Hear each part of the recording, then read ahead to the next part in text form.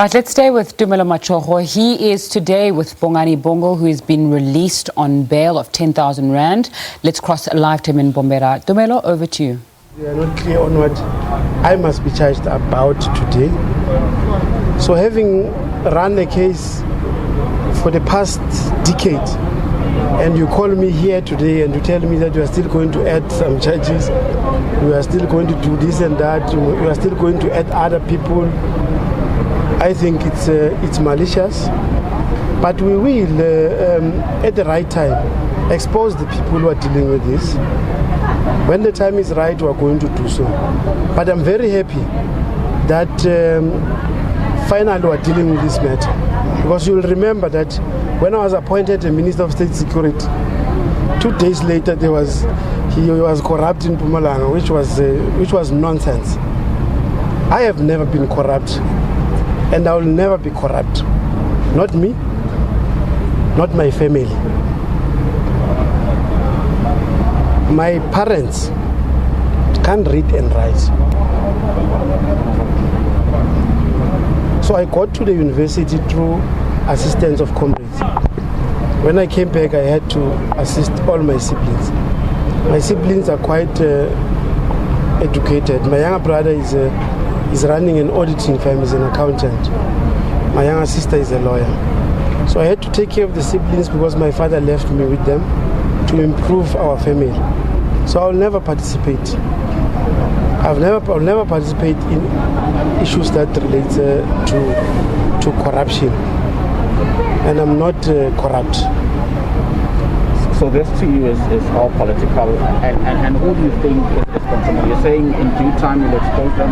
Why not now? You can refer to the interview I had when I was arrested for the Cape Town case. It can give you some of the details. And then you and your brother facing charges of corruption and money laundering. You don't think there's merit to those charges? No, just money laundering. There is no merit to this case that we've been brought here to, because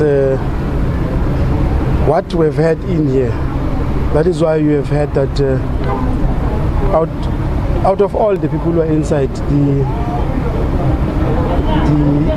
only the two of us are Schedule 1 of what they are trying to concoct as charges. So we're going to go forward. We're looking forward in terms of ensuring that we get this thing off the way. I just want to know from my side, if you think that you are the only one who's being targeted, and as you are saying you are being targeted, is it from a provincial level or something at national level? No. I'm saying that refer to an interview I've made when I was arrested in Cape Town. I took an interview with Sam Kelo. I think it was a one-on-one. If you refer to it strictly, it will tell you what I said, and I might have referred to some of the people that are behind exactly this thing, if you check that particular interview. Usually the ANC speaks of people stepping aside on positions. It's a Schedule 1 offense. Do you think it requires you to step aside? No, the National Executive Committee of the ANC met and took a decision that the people who are charged with serious things must step aside. That decision was then referred to the officials for processing. And what I've heard that the officials are saying they are seeking a legal opinion around that decision of stepping aside. I was part of that particular meeting. I respected the decision, but as you all know that in Parliament there's no provision of stepping aside, because the decision was saying if you are charged, you must step aside. If you are convicted, you must step down. I have spoken to the leadership, the SGO, about that matter, and I said I want to know the legal basis of the stepping aside, and what does it mean in practical terms, particularly in Parliament, because you can't put a leaf off between now and next year March. And what does it mean in the constitution of the ANC? And what does it mean in the Constitution of the Republic? The Constitution of the Republic says everyone, Section 35 says everyone who's charged is innocent until proven guilty. And I think everyone must be accorded that right.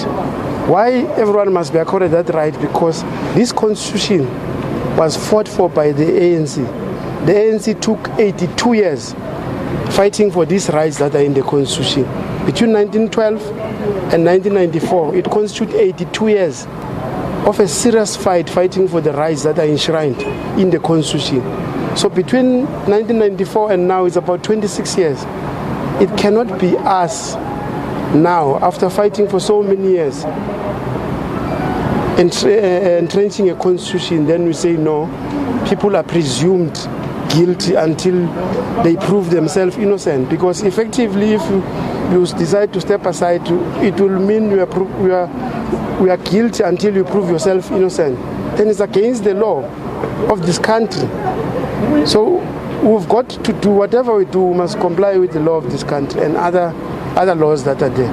So that is the method the officials are processing in terms of getting a legal advice. Once that has been done, we'll have to do according to what the legal advice says. But we do respect decisions that have been taken by our glorious movement.